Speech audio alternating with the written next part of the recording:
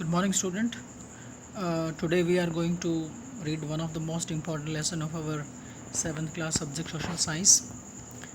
That is from history textbook. The name of the chapter is Rulers and Building. शासक और भवन. हम इसमें पढ़ने की कोशिश करेंगे मेडिवल सेंचुरीज़ में लगभग आप कह सकते हैं 1192 से लेकर 1707 के टाइम तक. During the time of especially the Mughal emperor, which kind of buildings were made by the different kind of rulers. We will start with the first building, that is you can see in this picture this first balcony of the this Qutub Minar. You know that Qutub Minar is situated in Delhi, and it was built by the Qutbuddin Aibak, the first Delhi Sultanate ruler. And you try to notice the pattern created under the balcony by the small arc and geometrical design, and you may find the two bands of inscription under the balcony, and these are in Arabic. And between the 8th and 18th century, kings and their officers built the two kind of structures. The first were forts, palaces and tombs, safe, protected and grandiose palaces of rest in this world and the next. And the second was structure meant for the public activity, including temples, mosque, tank, well, कारवासराय and bazaar. हम इसमें जानने की कोशिश करेंगे 8वीं और लगभग 18th शताब्दी के बीच में राजाओं के द्वारा दो तरह के बिल्डिंग के स्ट्रक्चर्स बनाए गए.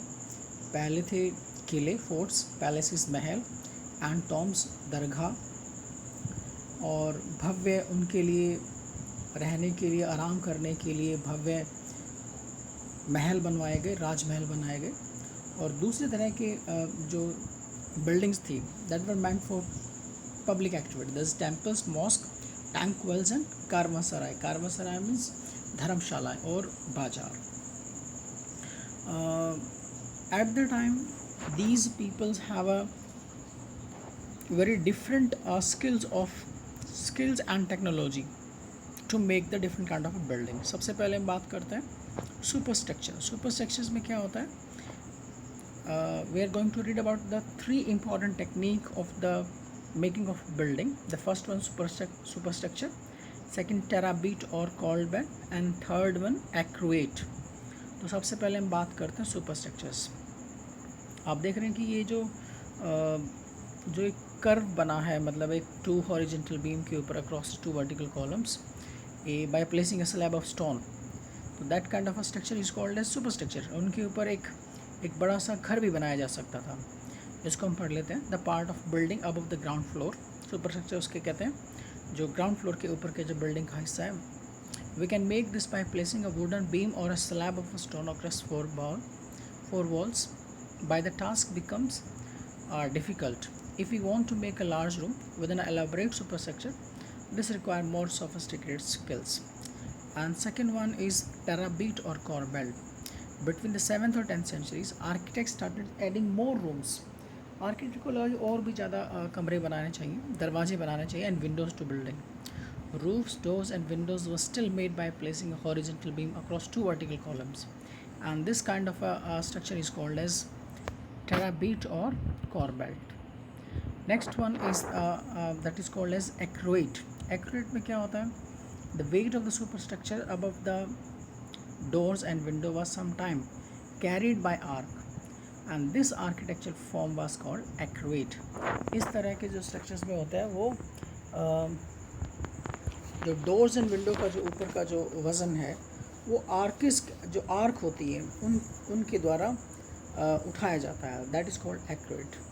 और limestone that is cement was increasingly used in construction. उस समय में लगभग आप कह सकते हैं जो सीमेंट लाइमस्टोन से बनती है उसका इस्तेमाल हो चुका था. This was very high quality cement which was when mix with stone chips harden into concrete. और वो इसके साथ पत्थर के साथ उससे चिपक कर उसे बहुत ज़्यादा मजबूती प्रदान करती थी. This made construction of large structure easy and faster. और इस तरह के कंस्ट्रक्शन को बड़ा तेज़ी से और हम आसानी से बना पाए. एंड इसका एग्जांपल आप देख सकते हैं. For examples these two temples are shown. The first one is the Kandariya Mahadev temple and second one is Rajeshwar temple. uh, Kandariya Mahadev temple was dedicated to the Lord Shiva, which was constructed in 999 by the king of Dhangdeva of Chandela dynasty. ये south India के बहुत important temples में से एक है. And second temple is Rajeshwar temple at Tanjavur, that is in Tamil Nadu, and it has the tallest shikhara among the temples of its time. अपने समय के उन मंदिरों में सबसे ऊंचा शिखर इसी मंदिर का था. इसके साथ साथ हम एक और चीज़ जानने की कोशिश करते हैं. भारतीय जितने भी टेम्पल्स हैं उनमें सबसे बड़ी ख़ास बात क्या है? They use to have a different kind of a places in the temples. जो उसका फर्स्ट साउथ इंडिया के टेम्पल्स का जो हम एंट्रेंस गेट कहते हैं, that is called gopuram, and second part that is called mandapam, that is kind of audience hall, and third place where the image of the deities were kept, that is called Garbhagriha. Or most of the temples are made in a rectangular shape in the South India. दक्षिण भारत में जितने भी मंदिर बने हैं वो आप कह सकते हैं रेक्टेंगुलर शेप में हैं. फिर उसके बाद हम जानने की कोशिश करते हैं इसी समय में जो सेकंड स्ट्रक्चर्स बने, जो that is meant for public activities, that is building of temples, mosque and tank. मस्जिदें और जो तालाब और कह सकते हैं आप टैंक बने पानी के लिए, उनका किस तरह से इस्तेमाल किया जाता था. सबसे पहले हमें समझना चाहिए why the temples were built by the kings. Temples and mosques were beautifully constructed because they were the places of worship, क्योंकि वो पूजा का स्थल थे. And they were also meant to demonstrate the power, wealth and devotion of the patron. और मंदिर इसलिए बनाए जाते थे ताकि राजा अपनी शक्ति, धन संपत्ति और उस पर्टिकुलर गॉड के प्रति अपनी श्रद्धा को व्यक्त कर सके. एग्जाम्पल के तौर पर Rajeshwar temple, that is in south India, and inscriptions mention, एक शिलालेख से हमें पता चला है that it was built by king Rajarajadeva for the worship of his god Rajeshwaram. कि उस राजराजदेवा ने अपना जो भगवान है राजेश्वरम, उसकी पूजा के लिए मंदिर बनाया. And the largest temple were all constructed by the Kings. और ये सबसे बड़े जितने भी बड़े बड़े मंदिर थे वो राजाओं के द्वारा बनाए गए. As they worship their deities together in the royal temples, it seems as if they brought the just rule of the gods on the earth. और मंदिर बनाने का सबसे बड़ा उद्देश्य यही था. The king want to convey the message. राजा लोगों में मैसेज कन्वे करना चाहता था कि वो धरती पर भगवान के शासन को लेकर आ गया है. मुस्लिम सुल्तान फॉर एग्जांपल्स, बादशाह did not claim to be incarnation of god. मुस्लिम प्रथा में वो अपने आप को भगवान का अवतार नहीं कहते थे. But Persian court and chronicles describe the sultan as the shadow of God. तो सुल्तान को पर्शियन टर्म्स में भगवान की परछाई कहा जाता था. And for example an inscription Delhi mosque explain that God chose Alauddin as a king because he had the quality of Mosul and Solomon. उस इंस्क्रिप्शंस में लिखा है, जो दिल्ली की एक मस्जिद में मिला है, कि अल्लाह ने अलाउद्दीन को इसलिए राजा चुना है क्योंकि उसमें सोलोमन और मूसा की बहुत बड़ी क्वालिटी थी. जो ये सन है, the great law givers of the past, the great law givers and architect was God himself. ये वो लोग थे जिन्होंने अतीत में मुस्लिम कम्युनिटी के लिए रूल्स बनाए और ख़ुद उनके रूल बनाने के एक बहुत बड़े आर्किटेक्ट थे. इसी तरह से when the new dynasty came to the power, जब नई वंश उसमें सत्ता में आए, the king wanted to emphasise their moral right to be rulers. और राजा किसी न किसी तरह से अपने आप को सही साबित करना चाहता था. तो that's why they use to construct the places of worships, provide rules within the chance to proclaim their close relationship with the God.